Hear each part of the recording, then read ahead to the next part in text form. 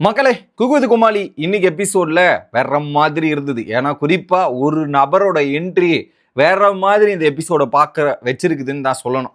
Qureshi the OG is பேக்டி அப்படின்ற மாதிரி Qureshi entry ஆன உடனே அவருக்கு கொடுக்கப்பட்ட ரோல் அவர் பண்ணதா இருக்கட்டும், வந்த உடனே கவுண்டர்ல கலக்கினதா இருக்கட்டும்ன்ற மாதிரி வேற மாதிரி இருந்துச்சு.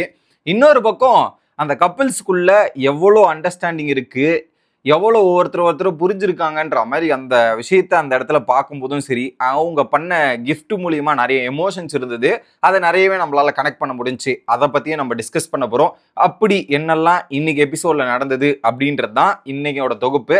சேனலுக்கு புதுசா இருந்தீங்கன்னா சப்ஸ்கிரைப் பண்ணிருங்க. வீடியோ பார்க்குற அனைவருமே மறக்காம லைக்கும் ஐப்பும் கொடுத்துருங்க. ஃபேஸ்புக்கில் நிறைய பேர் ஃபாலோவும் பண்ணாம, யூடியூப்ல நிறைய பேர் வந்து சப்ஸ்கிரைபும் பண்ணாம பார்த்துட்டு இருக்கீங்க. தயவு கூர்ந்து இது ரெண்டுத்தையும் பண்ணிட்டு பார்த்தா எனக்கு ரொம்ப யூஸ்ஃபுல்லாக இருக்கும். இப்போ கண்டென்ட்டுக்குள்ள போயிடலாம். ஸோ இன்னைக்கு எபிசோட் ஆரம்பிக்கும் போதே பார்த்தீங்கன்னா ஒவ்வொருத்தரோட குக்கை இன்ட்ரோ பண்ணுவாங்கல்ல, அப்போ செஃப் நிஷா மற்றும் ரியாஸ் போட்டு வந்த ட்ரெஸ் இருக்கு, செஃப் நிஷா செஃப் ரியாஸ் அப்படின்ற மாதிரி போட்டு வரும்போது அங்கே தாமப்பா பேச இவங்க இது பண்ணன்ற மாதிரி ஒரு விஷயம் நடந்தது. என்ன கொடுமை சார் அது அப்படின்ற ஒரு ஃபீல் தான் ஆச்சு. இது நடந்து முடிஞ்ச உடனே ஸோ இந்த வாரம் ரவுண்ட் எப்படிலாம் போக போகுதுன்ற அனௌன்ஸ்மெண்ட் வருது. காதல் கிச்சன் அப்படின்ற அனௌன்ஸ்மெண்ட். எப்படி காதல் கிச்சன்? ஸோ காதல்னா என்ன? அந்த கப்பிள்ஸ்குள்ள இருக்கிற அண்டர்ஸ்டாண்டிங், அந்த ஒரு விஷயத்தை அவங்க வெளிப்படுத்துகிற மொமெண்ட் தான் நல்லா இருந்ததுங்க ஒவ்வொரு மொமெண்ட்டும். அப்படி சொன்னதுக்கப்புறம் இன்னொரு பக்கம் கோமாளிகள் எல்லாம் காதல் சைக்கோ, ஒரு பக்கம் இங்கே காதல், அங்கே காதல் சைக்கோக்களாக வரப்போகிறாங்க அப்படின்ற மாதிரி சொல்லிட்டு உள்ள அதுக்கேற்ற மாதிரி கெட்டப் போட்டிருக்காங்க. அப்போ கிஃப்ட் பாக்ஸ் ஒரு 8 கிஃப்ட் பாக்ஸ் இருக்கு. அந்த கிஃப்ட் பாக்ஸை வந்து உள்ள கோமாளிகளை செலக்ட் பண்ண சொல்றாங்க. ஒவ்வொரு கலரா செலக்ட் பண்றாங்க. இங்க வந்து ஃபர்ஸ்ட் சாண்ட்ரா அண்ட் மகேந்திரன் வந்து மஞ்சள் கலர் கிஃப்ட் பாக்ஸ். இதுல என்ன ஹைலைட்னா, அந்த கிஃப்ட் பாக்ஸ் பெரிய பாக்ஸ், அதுக்குள்ள ஒரு பூவெல்லாம் போட்டதுக்கு அப்புறம் ஒரு கிஃப்ட் இருக்குது. அதுல அந்த கிஃப்ட் யாருன்னா, ஒன்னு ஹஸ்பண்ட் ஒய்ஃப் வாங்கி கொடுத்துருப்பாங்க, இல்ல ஒய்ஃப் ஹஸ்பண்டுக்கு வாங்கி கொடுத்துருப்பாங்கன்றது தான் பாயிண்ட். அதுல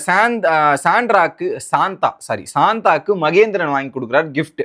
மஞ்சள் கலர் கிஃப்ட் பாக்ஸ் எடுக்கிறாங்க. உள்ள அதே மஞ்சள் கலர் குரேஷ் எடுக்கிறார். எடுத்த உடனே பார்த்தீங்கன்னா அந்த குள்ள என்ன இருக்குன்னா, சாந்தாவோட அம்மா அப்பா கூட சேர்ந்து இருக்கிற மாதிரி ஒரு போட்டோ. அதை அழகா வந்து பண்ணியிருக்கிறாங்க, அழகா எடிட் பண்ணியிருக்கிறாங்க. அனிமேஷன்லான்ற பாருங்க, ஏ வச்சு இதெல்லாம் பண்ணியிருக்கிறாங்க. அந்த ஒரு போட்டோ பார்த்தோன்னா அவங்க ரொம்ப எமோஷனலாக உடஞ்சிட்டாங்க. கடைசி அவங்க அம்மா கூட இருந்த நாட்கள், எங்கள் ஃபேமிலியில் நாங்கள் 2 பேர் தான் இருக்கோம், நிறைய பேர் இறந்து போயிட்டாங்கன்ற மாதிரி அந்த ஒரு மொமெண்ட்டாக இருக்கட்டும், அவங்க அப்பா அம்மா எவ்வளோ இது பண்ணுறாங்கன்ட்டு. ஸோ அதை வந்து அந்த சீனை பார்க்கும்போது நம்மளை மீறி ஒரு பாயிண்ட்ல கண்ணு கலங்கும். அந்த மாதிரி தான் அந்த எமோஷன் சீன்ஸ் இருந்தது. அம்மானா சொல்லுவாங்க முடியும், வேற மாதிரிங்க அது அப்படின்ற ஒரு ஃபீல் தான் எனக்கு இருந்தது. அது அவங்களோட ஃபீலிங்ஸுமே நம்மளால அண்டர்ஸ்டாண்ட் பண்ணுற மாதிரி தான் இருந்தது. அது வந்து ஒரு எமோஷனல் செக்மெண்ட்டாக தான் அந்த இடத்துல இருந்தது.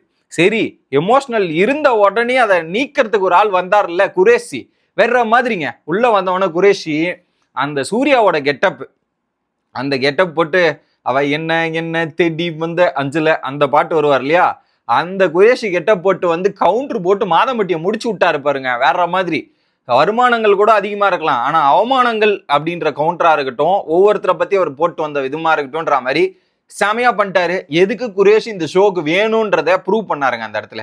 குரேஷி த பர்ஃபார்மர் அப்படின்ற ஒரு நபரை மிஸ் பண்ணிட்டு இருந்தது குகுவித் கோமாளி. இன்னைக்கு அந்த பர்ஃபார்மன்ஸை காமிச்சு தூள் கலைப்பிட்டாப்புல. அதுதான் குரேஷி வந்ததாவே அங்க ஒரு ஸ்கோரிங் ரேட் வந்துடும். அதை அழகா பண்ணாரு. அடுத்து பாக்கியா அண்ட் வினோத் போறாங்க. Purple colour gift box, Sunitha பேரா வராங்க. அதுல பாத்தீங்கன்னா கோல்டு செயின். ஒய்ஃப் வந்து என்ன பண்ணிருக்காங்க, இதுக்கு இந்த ஷோக்கு வரதுக்கு முன்னாடி ஒரு வாட்டி ஒரு கோல்டு செயினை வாங்கி போட்டிருக்காங்க போல ஒருத்தர்கிட்ட. அதே மாதிரி கோல்டு செயின் அவங்களுக்கு ரொம்ப பிடிச்சிருந்தது. ஸோ அதே மாதிரி வாங்கி கொடுக்கணுன்ற மாதிரி அச்சஸ்லா $8 வச்சு பயங்கரமான ஒரு செயினை வாங்கி கொடுத்து அதை வாங்கினோன்னு அவங்க எமோஷனல் ஆயிட்டாங்க. அந்த ஒரு எமோஷன்ஸுமே புரிஞ்சுக்க முடிஞ்சுது. உடனே இது நடந்து முடிச்சோடனே அடுத்து ஜெகன்மோகினி கெட்டப் போட்டு சுனிதா வராங்க. சுனிதா வந்து அந்த கோஸ்ட் மாதிரி அவங்க எக்ஸசைஸ் பண்றது இதெல்லாம் பண்ணும்போது ஓகே நல்லா பண்ணாங்கப்பா அப்படின்ற ஒரு ஃபீல் இருந்துச்சு. அடுத்து Raji and Dravid brown colour gift box. Dolly தான் பேராகணும்னு சொன்னாரு, டாலி தான் பேரானாங்க. அதுல பாத்தீங்கன்னா மோந்திரம், அந்த மோந்திரத்திலே ஒரு சின்ன வாட்ச் இருக்குது. ஆனா எனக்கு இந்த ராஜு பண்ணது எனக்கு ரொம்ப பிடிச்சிருந்தது. என்னன்னா Raju and Dravid so engagement அப்போ ஒரு கையில மோந்திரம் போட்டுருலன்னு இவங்க ஃபீல் பண்ணி இதை ஒரு சண்டை மாதிரி போயிட்டு இருக்கு சின்னதா. இந்த இடத்துல வந்து அந்த மோந்திரத்தை உட்காந்து அவர் ப்ரப்போஸ் பண்ற மாதிரி அவங்க போட்ட விதமா இருக்கட்டும், அதுக்கப்புறம் ஆனிவர்சரி மறந்துட்டாருன்னு நினைச்சேன், ஆனா இந்த இடத்துல வந்து அதை ஞாபகப்படுத்திட்டார் அப்படின்றதா இருக்கட்டும்ன்ற மாதிரி அங்க ராஜு அண்ட் டிராவிட்குள்ள நடந்த அந்த சீன் இருக்குல்லையா, செமையா இருந்துச்சு. வேற மாதிரி. அடுத்தது அந்த பொசசிவா இருக்கிற மாதிரி ஒரு கெட்டப் போட்டு வந்து டாலியும் ஒரு பர்ஃபார்மன்ஸை தாக்குனாங்க. அனிருத்தா அண்ட் சம்யுக்தா அடுத்து போறாங்க. Green colour gift box. Vicky Siva வந்து பேர் ஆகிறார். யாருன்னா முத்துப்பாண்டியோட கோட்டடா அப்படின்ற மாதிரி இவர் வந்தார். இதுக்கு நடுவுல என்ன கிஃப்ட்னு பாத்தீங்கன்னா ஒரு பேட்டு, டேபிள் டென்னிஸ் பேட் மாதிரி தான் இருந்தது. அது பேர் வந்து பிக்கிள் பால் பேட்டா. அது என்ன கேம்னு கூட தெரியல. 30,000 அந்த பேட்டு. அவங்களுக்கு ரொம்ப பிடிக்கும் போல. அந்த பேட்டை வாங்கி கொடுத்து அங்க ஒரு சீனை பார்க்க முடிஞ்சுச்சு.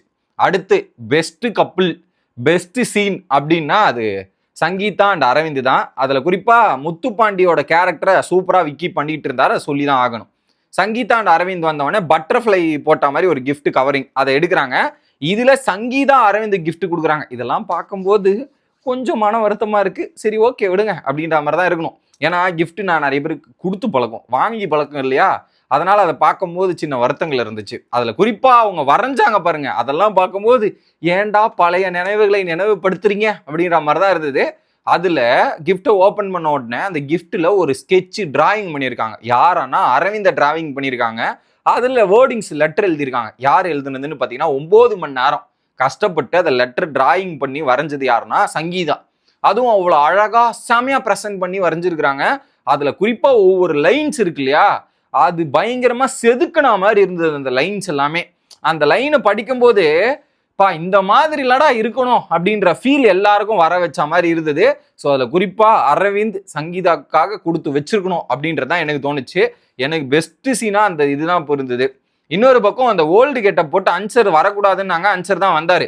அதுல குறிப்பா வந்து ஒரு பழைய கெட்டப் பண்ணாரு. எனக்கு கரெக்டா ஞாபகம், அது எந்த சீனுன்னு கூட என்னால கரெக்டா கனெக்ட் பண்ண முடியல. ஆனா அதுல வந்து ஒரு எமோஷனல் சீன் தான்.